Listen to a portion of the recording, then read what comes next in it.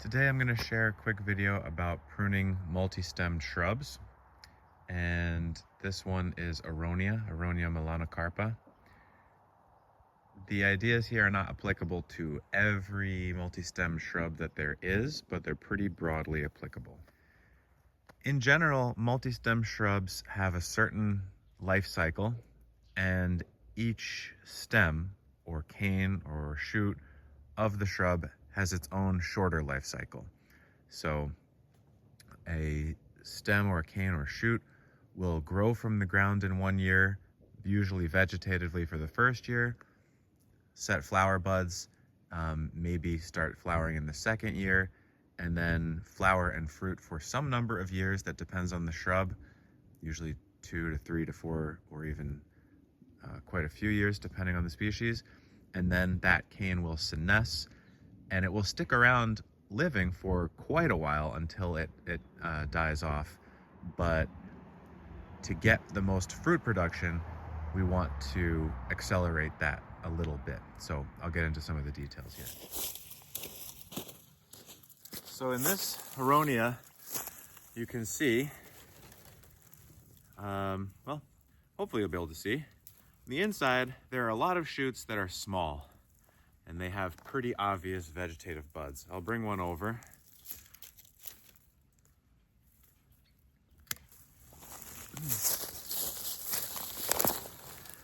So that here, you can see these long scale-like buds. That's a vegetative bud. And we know that this shoot is probably just gonna grow vegetatively for a season and then potentially switch over to fruiting.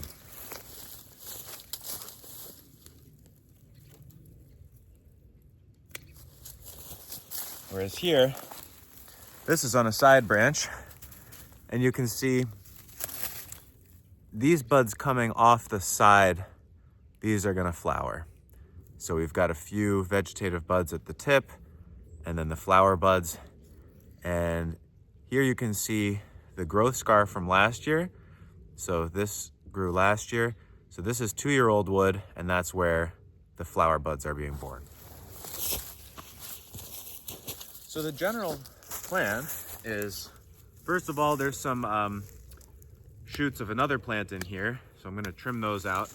I have some American plum, and their shoots travel pretty far laterally, and they've gotten in here.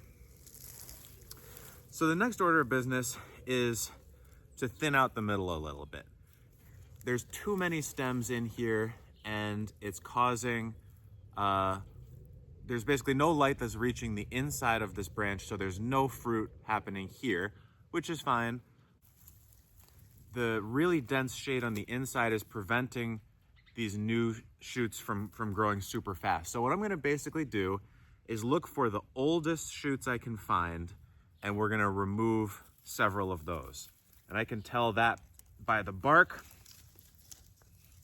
Aronia is actually really hard wood. These little grape pruners are actually, this is about the most they can do, even with bending the wood to make the cuts easier. And get this big one out. See if I can. This is probably better to do with loppers at this point, but I'm here with these.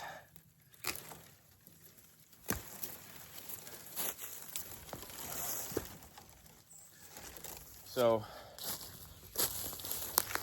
as is usually the case, you can see the bark on the older wood is a little bit more, well, it's starting to crack and split a little bit. It just has more texture.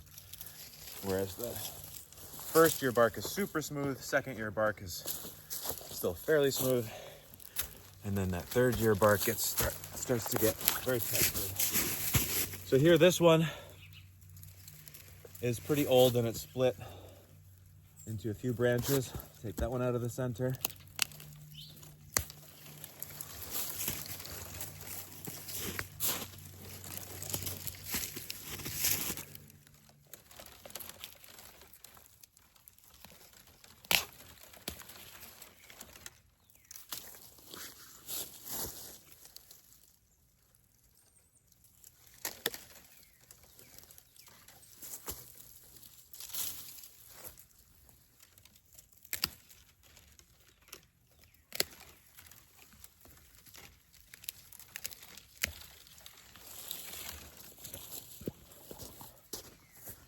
So that's probably about all I'll take off this year.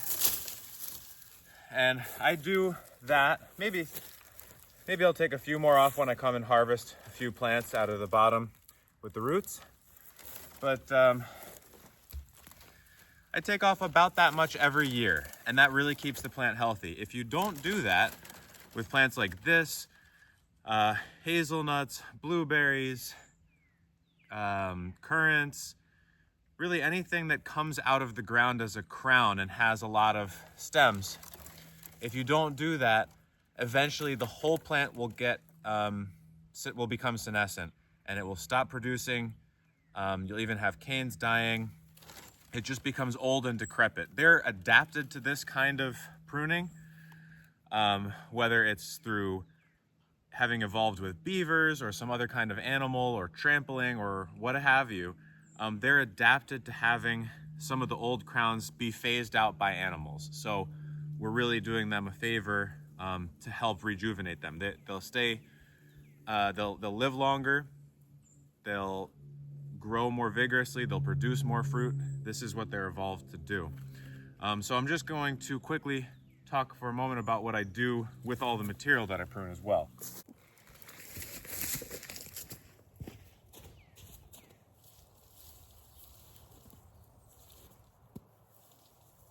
The fastest and best way that I can deal with all this material is to put it in rows next to my rows of plants like this, just kind of loose. And you can do this, you can do kind of cleanup at the same time. I've got a big giant sunflower, Helianthus maximus or giganteus here. I lay them all down in the row next to the plants. I got plants rows on both sides of me here. And then I use machetes all the time. I think it's an essential part of the pruning toolkit. Instead of getting a wood chipper or biocharing this is how I deal with most of the material. This is essentially the same thing as a chop and drop, except I find over the years, if I do it right next to the plants in these rows like this, it gets me all the benefits and it makes it really easy to manage. So all of this stuff is the high nutrient material. This is 1 and 2 year old growth. It's got lots of nutrients in it. And all of this in ground contact is going to feed these plants really pretty quickly. Most of this stuff will disappear in, I don't know, a year or two. Then through time, as I come through here, I'm always stepping on this pile. So as they get brittle, fungi start breaking them down. Then next thing you know, they're cracking as you step on them, and then they're gone into soil. So that's it. And then this is my pathway. And all the material from pruning all of these trees and shrubs and herbaceous material and weeding will go here, get chopped up a little bit like that, and then get stepped on. And so here's the final look from where I started. Now there's going to be plenty of light. Each one of these canes is going to get lots of flowering and fruiting this year, and then we'll do the same thing a year from now. That's the only pruning, the only management I do on this and many other multi-stemmed woody plants, is just a dormant thinning of the oldest canes, and then harvest. That's all the management through the whole year.